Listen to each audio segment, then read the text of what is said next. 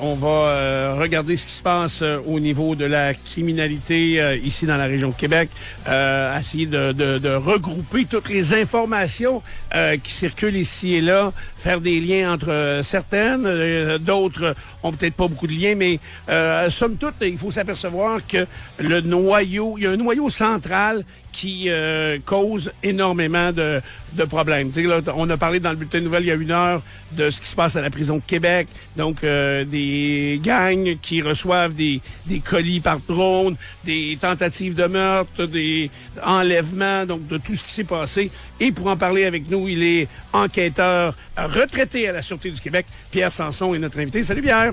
Salut tout le monde. Comment ça va? Ça va bien, vous? Ça a brassé dans les dernières heures? Dans les dernières semaines, dans les derniers mois.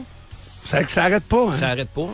Les criminels, ils prennent pas de pause, ils prennent pas de vacances? Non, puis ils ont même pas pris de pause durant le temps des fêtes. Si on fait une petite revue un peu de l'actualité judiciaire concernant la guerre des gangs, là, si on commence, mettons, à partir du 19 décembre, parce qu'on est en période des fêtes pas mal à cette date-là, il y a un septuagénaire là, de la région de Jonquière qui a été rué de coups, battu par 6 individus là, qui viennent de la région de Montréal, là, des gens là, de autres que blancs. Il avait d'ailleurs été arrêté au Lac-Beauport là, suite à une opération sang. Et ça, c'était une erreur sur la victime.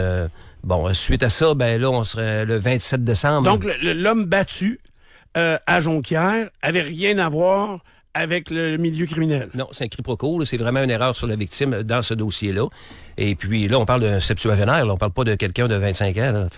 C'est vraiment une victime innocente, là, collatérale de la guerre, de ce qui se passe présentement. Le 27 décembre, 2 jours après Noël, un homme à Sainte-Croix-de-Binière sur son terrain est criblé de balles et je pense que son état de santé était précaire à aller jusqu'à dernièrement. Il n'y a toujours pas eu d'arrestation là-dedans. Le 29 décembre, toujours dans la même région, Saint-Gilles-de-Lebinière, il y avait eu un véhicule incendié. Ça avait été assez spectaculaire. Il avait mis une traînée d'essence dans la rue pour allumer la traînée d'essence qui se rendait jusqu'au véhicule. On peut voir ça sur les réseaux sociaux. Ça, c'est relié également? C'est relié relié à la guerre des gangs. Ensuite de ça, le 7 janvier, on a un meurtre d'un homme de 63 ans à Saint-Turbide, dans Port-Neuf, qui a toujours pas eu d'arrestation dans ce dossier-là. L'homme, selon ce qui est dit dans les médias, était connu là, pour être dans le monde interlope. Je vais m'arrêter là. Et, donc ça, c'est pas une erreur, par contre. C'est pas une erreur non plus.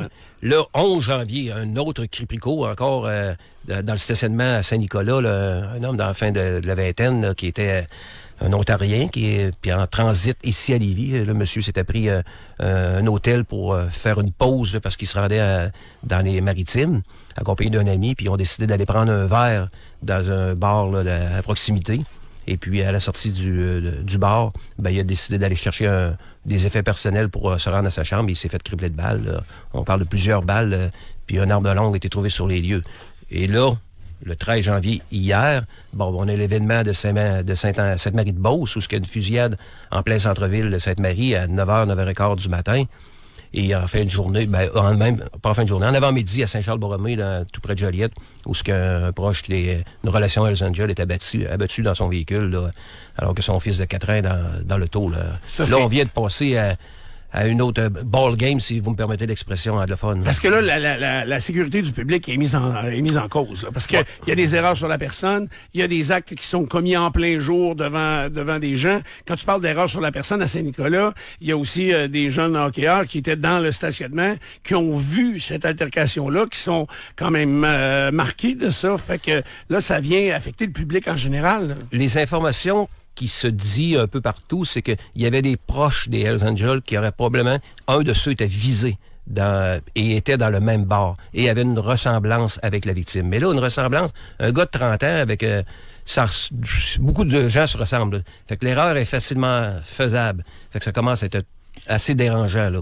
J'aurais le goût de te demander, Pierre, est-ce que c'est une nouvelle classe de criminels ou c'est des gens incompétents, ils sont trop jeunes, ils manquent d'expérience, ou c'est un peu tout ça? J'aurais le goût de dire que c'est pas de classe de criminels. OK. Parce que là, on a vu Grégory Wally qui se fait abattre dans son véhicule il y a à peu près 1 an et demi avec sa femme et son enfant dans le véhicule.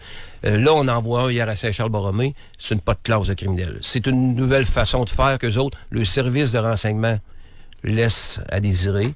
Ils prennent l'occasion. L'occasion fait le larron, comme dirait le dicton.